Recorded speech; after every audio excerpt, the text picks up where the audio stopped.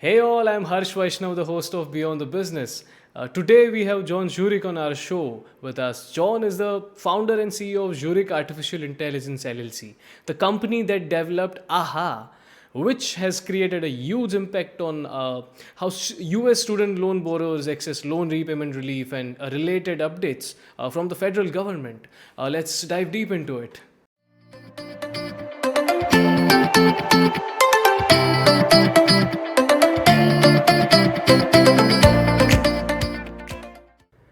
Hey John, welcome to Beyond the Business by Sculptsoft. Thank you for taking the time to join us today. How have you been? I've been great. Thank you for inviting me. This sounds interesting. Oh yeah, I've been wonderful. fine. How are you? Oh, wonderful. Good to hear that. Good. I'm actually Good. terrific and very much excited for this conversation. But before we move forward, how about you tell us a little about yourself? Okay. My name's John Zurich. I'm coming to you at this time from Cincinnati, Ohio. I believe Harsh is interested in some of the things we'll talk about because I'm a social entrepreneur. I have been for the greater part of my career up to this point. Um, and if you're not familiar with what that means exactly, to me, a social entrepreneur is somebody who applies the best practices and the principles of entrepreneurship to socially responsible enterprises, which could be for profit companies with socially responsible missions, could be nonprofit organizations, could be non government organizations in countries around the world. Uh, and, currently I'm the founder and president um, of a software development company called Zurich Artificial Intelligence, which I started in 2018. How's that? Yeah, that's amazing, John. Okay. Yeah, that's amazing. I'd also like to ask you about your entrepreneurial journey and what inspired you to become one. Okay. Good question. I actually began my entrepreneurial journey when I was a child of about 11 months and cut my teeth as an entrepreneur as I was cutting my teeth.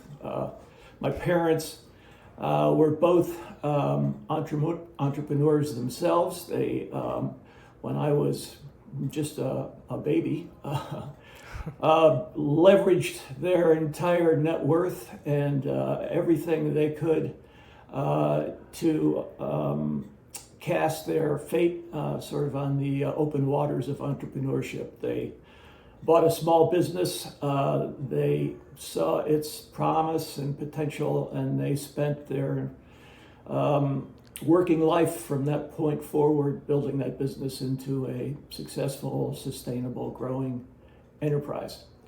Um, because they had me, I was right there at their side through my childhood. They sold the business when I was, I think, 22 or 3 years old. Um, I learned what it meant to be an entrepreneur by watching them um, address challenges, watching them protect their interests at times when they were at great risk. And I learned from observing the way that they enjoyed the challenge of what they were doing and were greatly satisfied by it. That's where it started. I began my career actually in commercial theater and went from Interesting. there into marketing and advertising and actually I had a degree in fine arts and was able to begin a career that was focused more on fine arts initially. Uh, I was the marketing director of a symphony organization, symphony orchestra. The I was the executive director of a ballet company.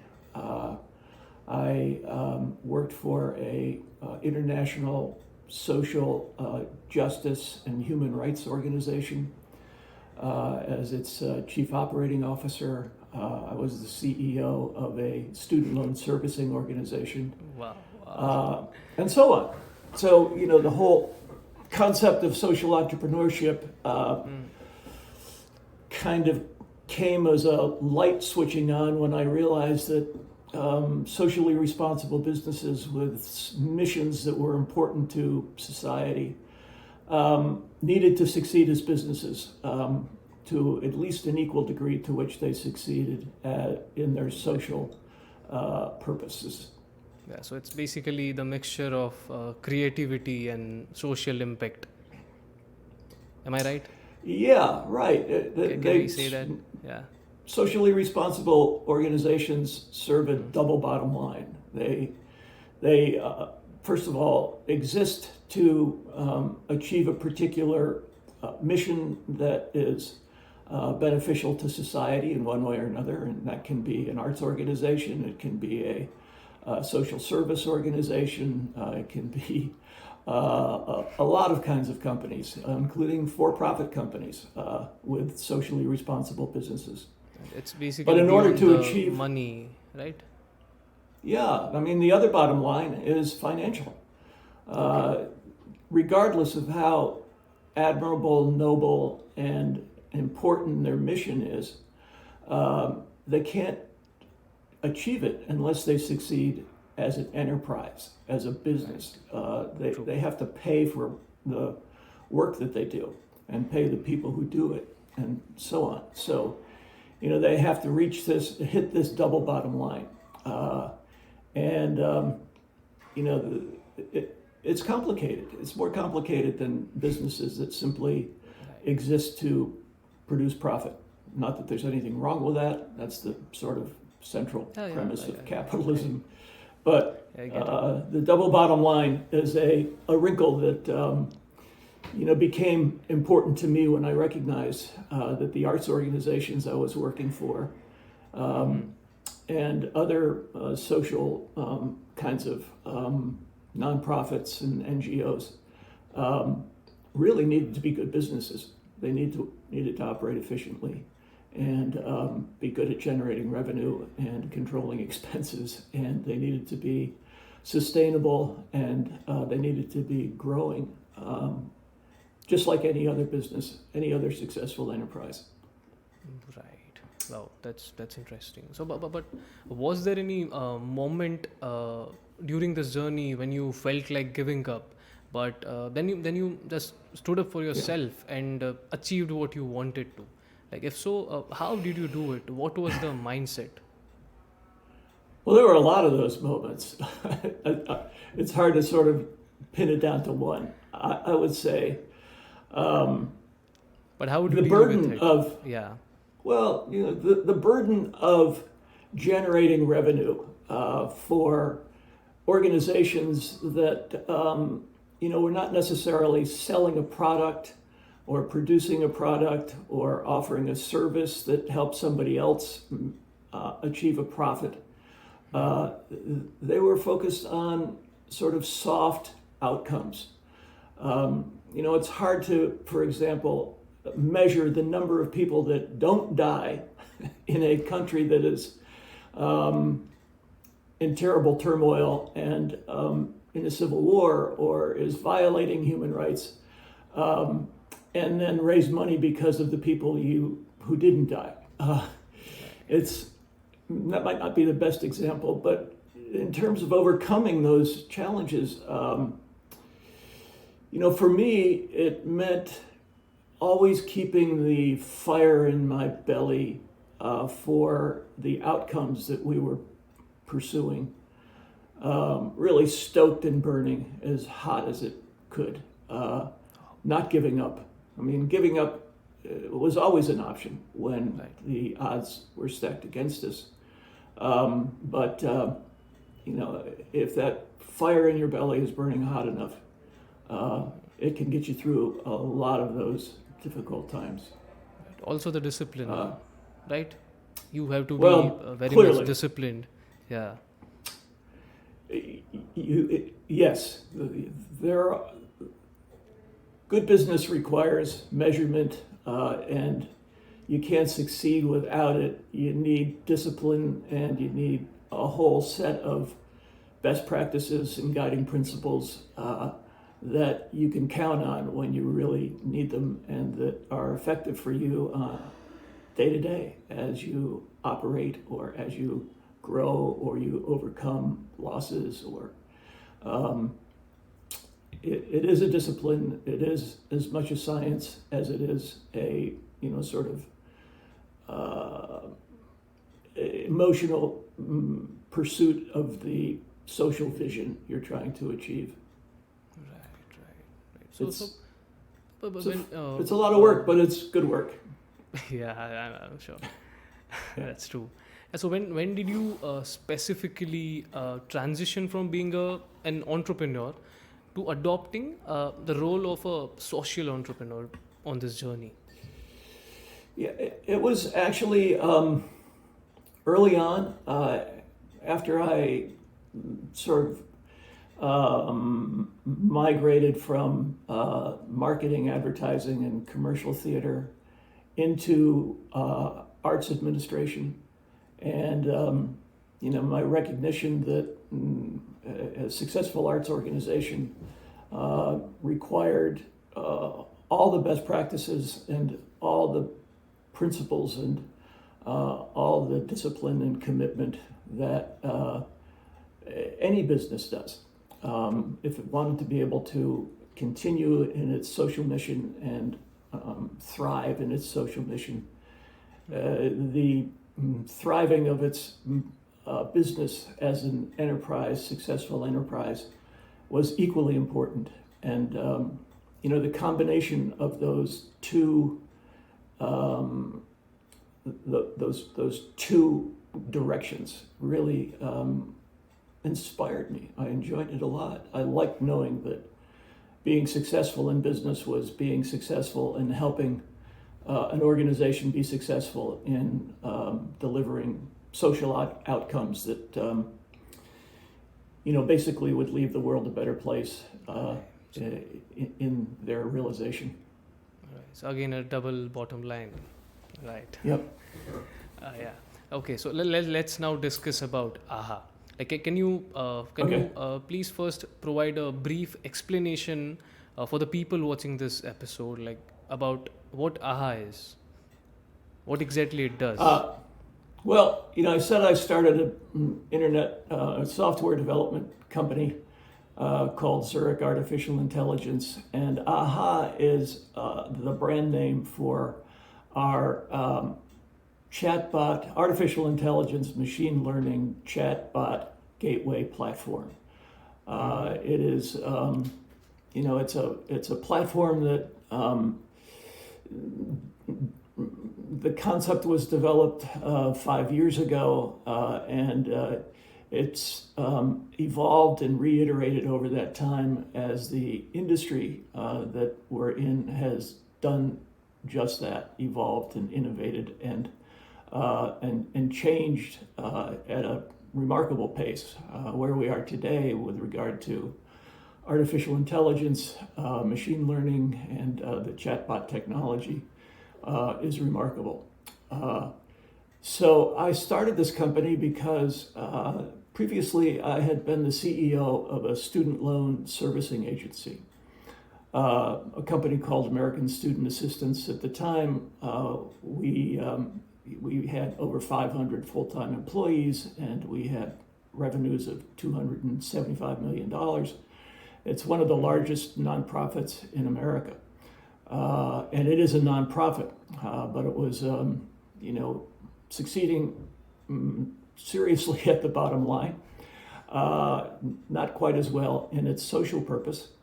And as a servicer of student loan borrowers, just to put it in some context, in America at the time, there were over 46 million student loan borrowers owing a combined amount of debt of $1.7 billion. 46 million borrowers owing total debt of $1.7 billion.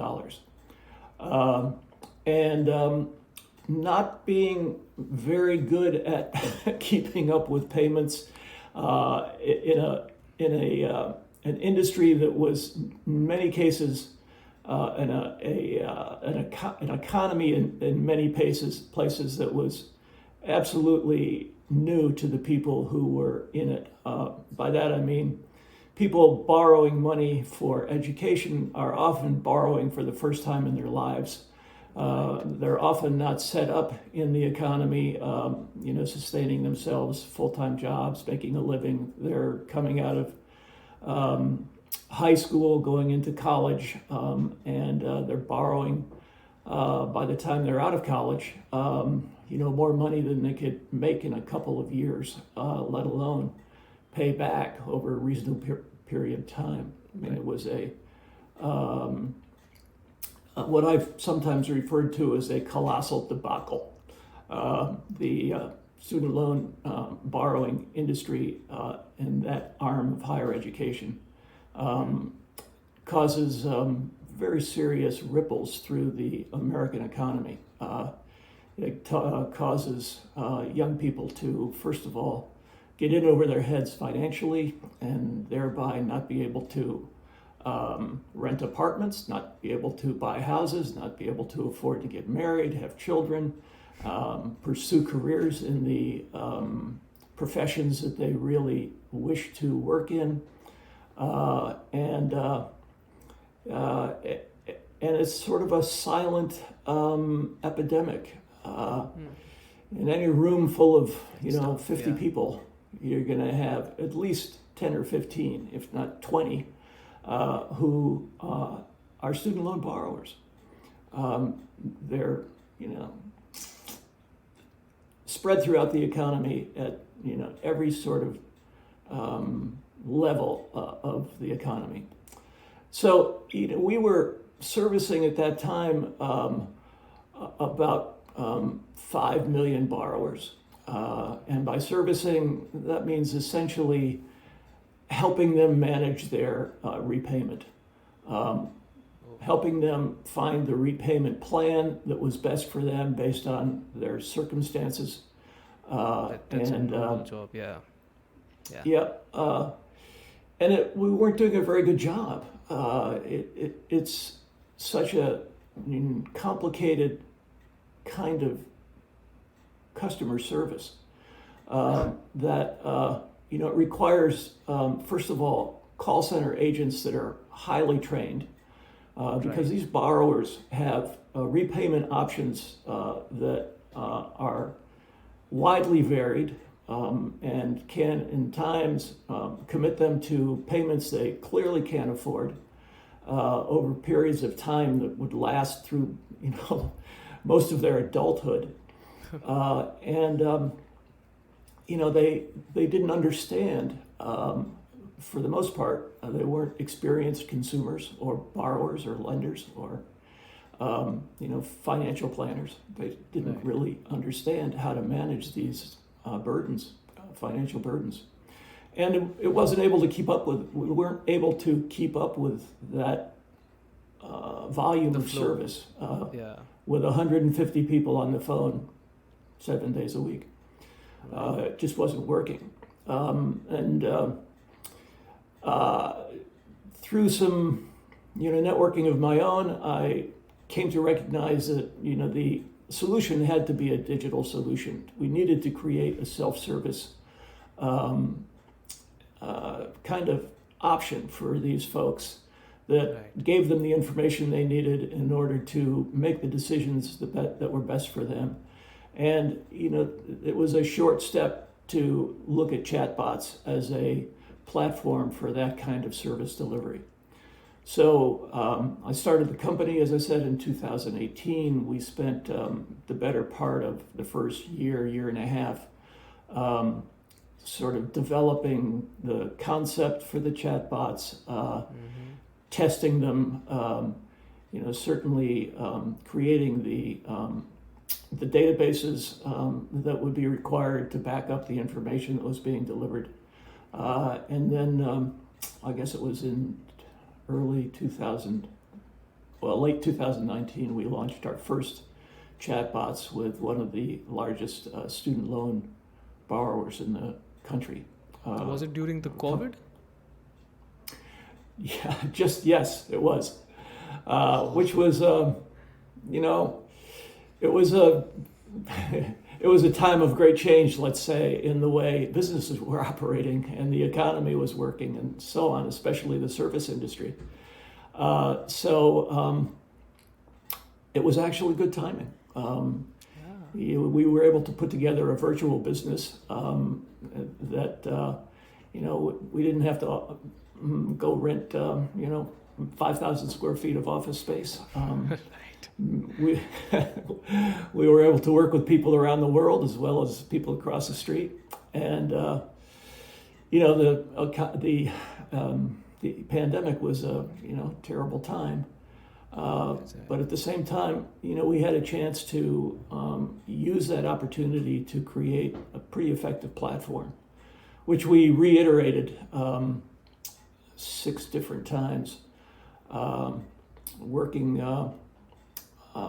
based on changing conditions. Over that period in the U.S., the president promised to cancel student loans on several occasions, and each time he first of all, he got elected on a campaign that had made that promise pretty prominent in his platform, but he couldn't get it through Congress. And each time Congress failed to back a student loan forgiveness plan, we needed to update our chatbots and, you know, update our databases so we could deliver to the students and borrowers the latest information regarding what their options were and how to solve their problems.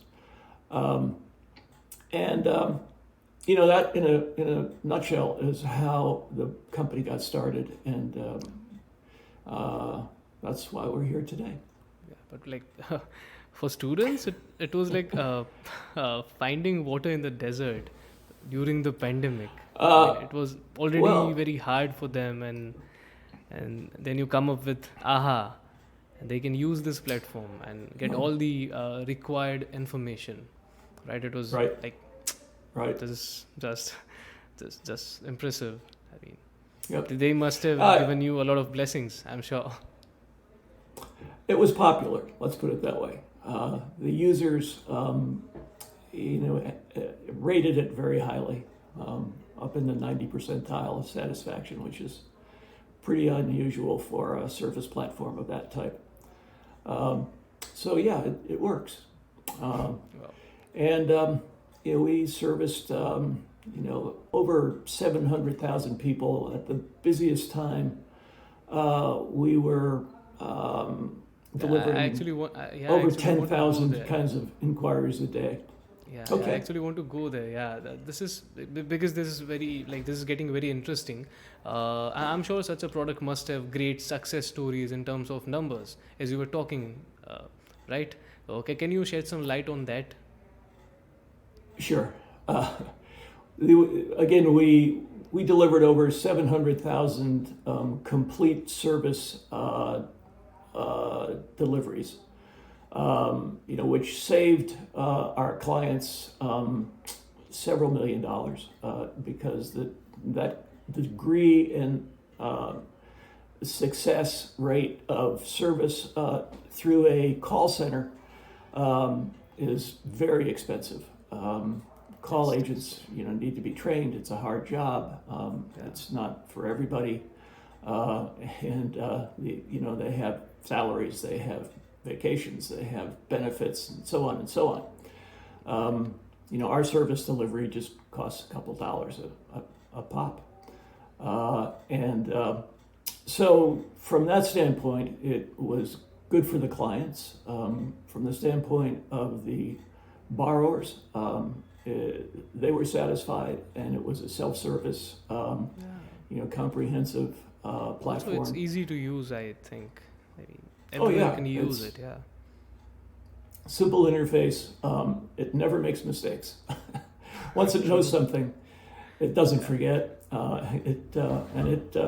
it learns from its experience, provides predictive analytics that helps clients understand not only how to deliver service to their clients and their customers, but also what their clients and customers specifically want and need and probably will need on the short-term horizon. The predictive analytics, in a sense, and the machine learning were really the most innovative and powerful aspects. They are the most innovative and powerful aspects of the platform. So that's how well built the platform is. Aha. Yep. Right. Oh. So what's your vision for AHA and ZAI for the future? Yeah. Well, the future looks pretty good right now. First of all, the awareness of and the interest in what chatbot and artificial intelligence technology are capable of is historic, really. And the capabilities are historic when you look at the sort of arc of technological advancement. It's remarkable what's happened in the last 25, 30 years. Even you can go back 50 years to where some of this technology began to germinate. But on the other hand, what's happened just in the last year since the announcement of ChatGPT and the focus that's been put on chatbot technology is historic. What it's capable of also is historic. So the future is good, I think, for That's a right, yeah. small business like ours in this industry. True. The potential applications are almost limitless. Can we use this technology in other industries as well? Oh, absolutely. I mean, it's hard to think of an industry that wouldn't benefit from this technology. Any service. Can you give some any- examples? Yeah. Well, the kind of background that we see or that we come from is an explosion of first of all the global service economy post the age of the 50s and World War II and so on. The global economy has turned into a service industry, a primarily service industry. And when you think of service, it's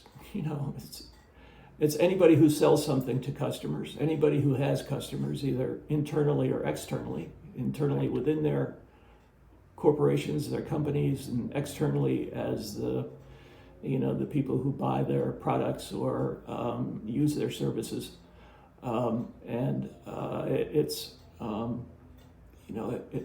It's a bigger economy than we've ever seen. Basically name a everyone business, can use name an industry, healthcare, travel, finance, fintech,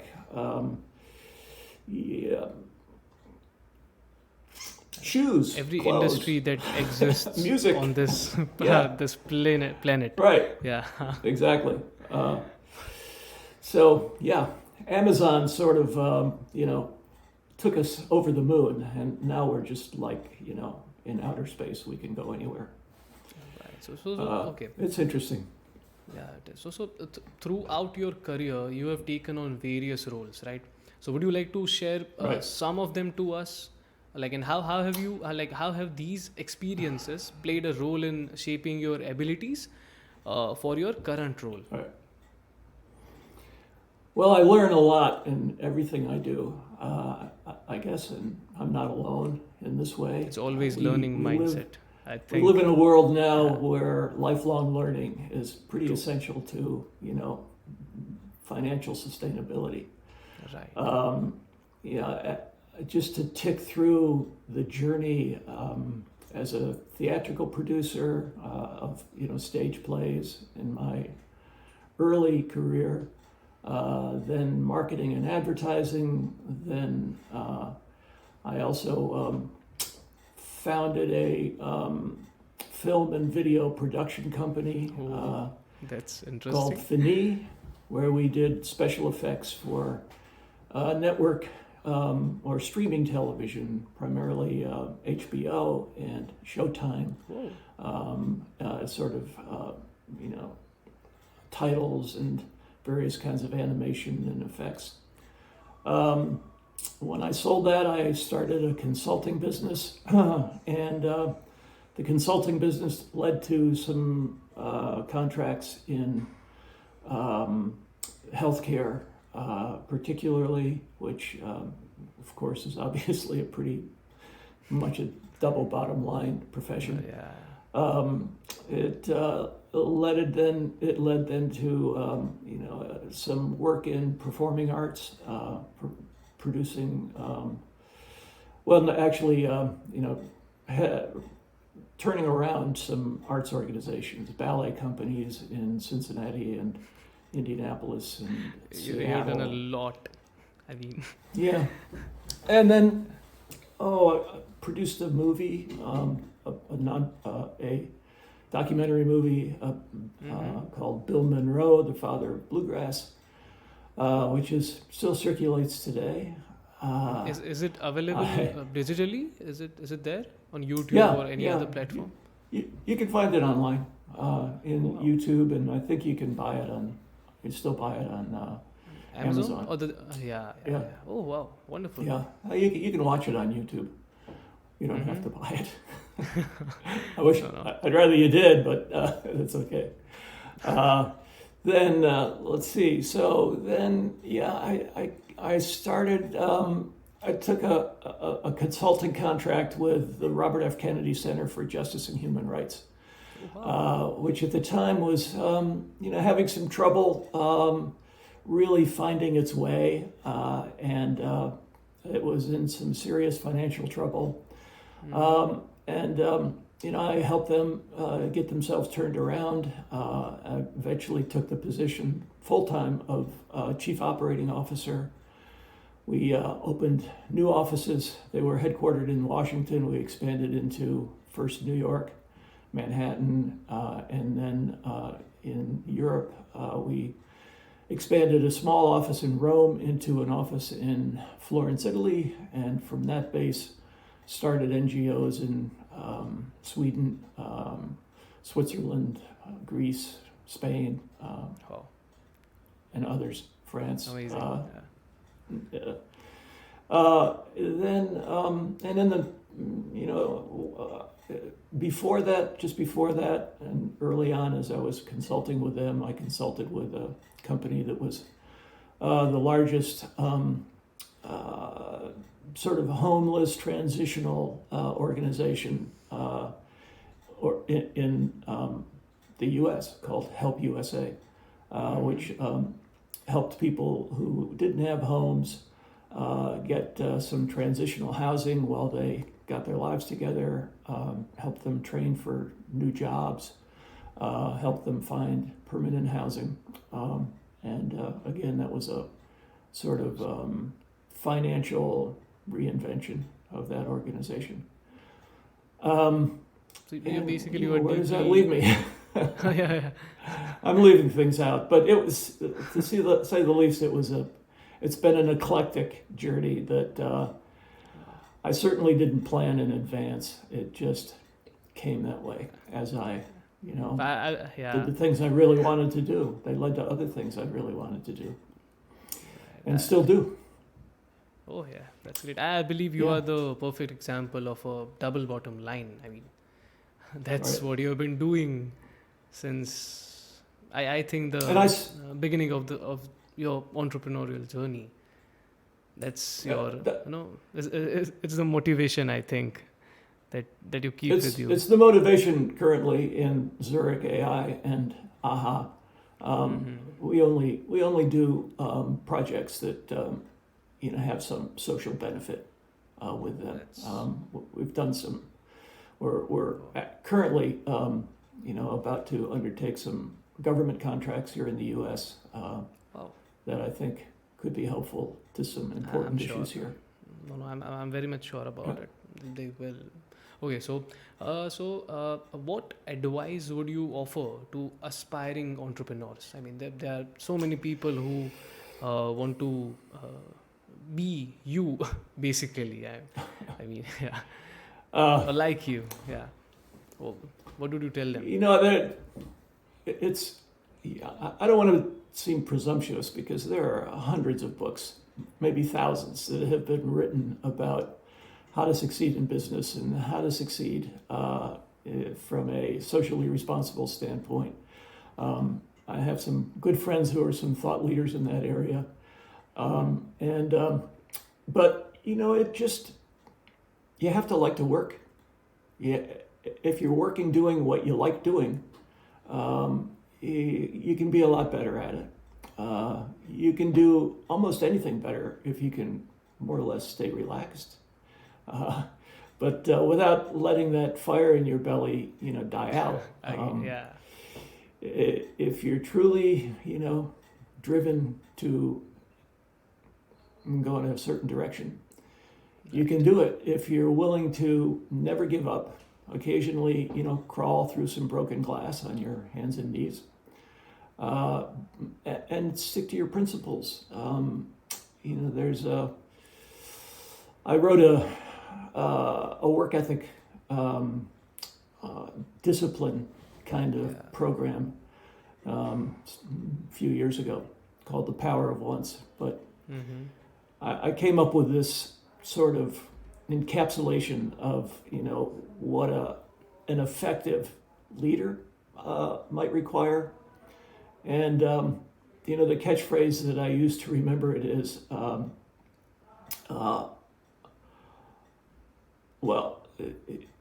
it focuses on ambition, invention, ego, competition, and good health.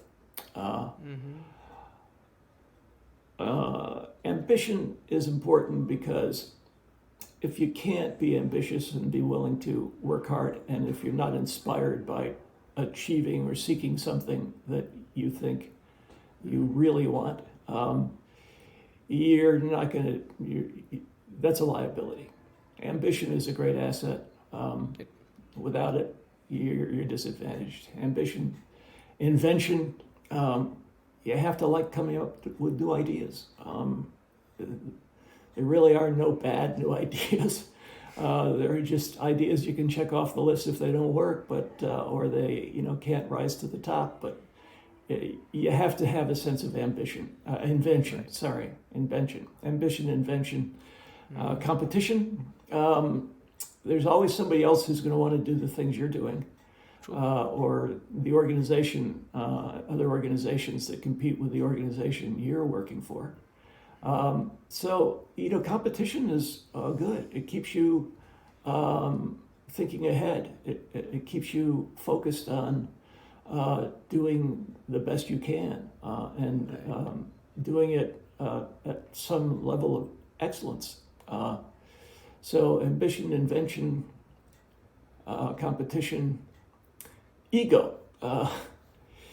If you're doing it just to make yourself look good, that's not good. That's going to come back to haunt you. You have to be willing to be wrong and be willing to accept that and move on and understand that it doesn't mean you're always going to be wrong going forward. And you have to be willing to respect the ambition and the egos and the ideas of the people around you. So ambition, invention, ego, competition, good health. I think that's you can't also work if you're sick. important. Take care of yourself. Yeah. Right. Stay healthy. Eat well. Stay fit if you can, and keep your fingers crossed that nothing terrible happens. And then goodness is the last. You can't lie. You can't cut corners in ways that you shouldn't. You have to be honest, and you have to be truthful in how you lead and how you work with people. And you will be appreciated for it Right. because not everybody has that quality. You'll completely encounter it agree. for Yeah. no doubt. Yeah. So those are the hot buttons: ambition, invention, ego, competition, goodness, and good health. Good health. But really, that's kind of gimmicky. On top of that, just don't give up. If you give up, you will never get what you want. You can change your mind. You can learn from falling down and not getting exactly what you wanted. But giving up, That's you're no entitled issue. to. Yeah. It's okay, but once you do, I mean, it's okay it's to hard to get going fail, again. right? Yeah, it's okay to fail, but you have to, jump back. You have to Right. start again, Right. and you just can't give up. Right. I think Right. this is pretty enough for me too. This is like a MBA of entrepreneurship. I mean, I don't have to read Right. multiple books. You were right when you said it. I mean, this is enough. Yeah. If I follow, Well, I'm if saying I- I'm not saying don't read the books. I'm Yeah, just no, saying I can't No, presume I- to take all that and But I believe the narrow it personal down to something that's the experience only thing you always- need to know. Yeah, but I think Yeah. personal experiences always help more than reading the books. Yep. I mean, you learn a lot Absolutely. from a person's Yeah. life. Right, Absolutely. I believe that. Wow. Yeah. This- Learning on the job is the best learning of all. True. This sounds empowering, John. And I'm sure Yeah. Ahaz and ZI's future holds the accomplishment of many such big successful milestones. And I mean, unfortunately, that brings us to end of this podcast. I know we can still talk for hours and hours, but I mean, we have to end this considering Yep. the time constraint. Right, but I'm Right. sure we Well- will be doing more episodes together in the future, right? Oh, good. Again, Great. again, Yeah. many thanks to Yeah. you, John, for joining us today. Just It was a wonderful conversation. just the topic of where technology is going and what that could look like, and what the risks and rewards could be. Yeah, That could be a long conversation in and of itself. yeah, we can definitely shoot our next episode where Yeah, we will okay. be talking about all the technical Right. stuff. I'm very much excited for that as well. Great. All right. Well, this has been fun. Thanks, Harsh. I hope it's helpful. Yes, it was. It was wonderful. I mean, Good. I have no words, honestly, because I've learned a lot during this conversation. Thank you so much, Okay. John, for joining us. Thank Yeah. you. Yeah. Bye-bye. Bye-bye. It was an absolute delight to engage in a conversation with John, from whom I learned so much about industry, entrepreneurship, and the concept of double bottom line that can drive meaningful change for businesses. I hope you all found our conversation as enlightening as I did. You can find social media handles of John in the description below. In future episodes, we will also explore our initiatives aimed at making a positive difference by collaborating with forward thinkers like John. Thanks for watching.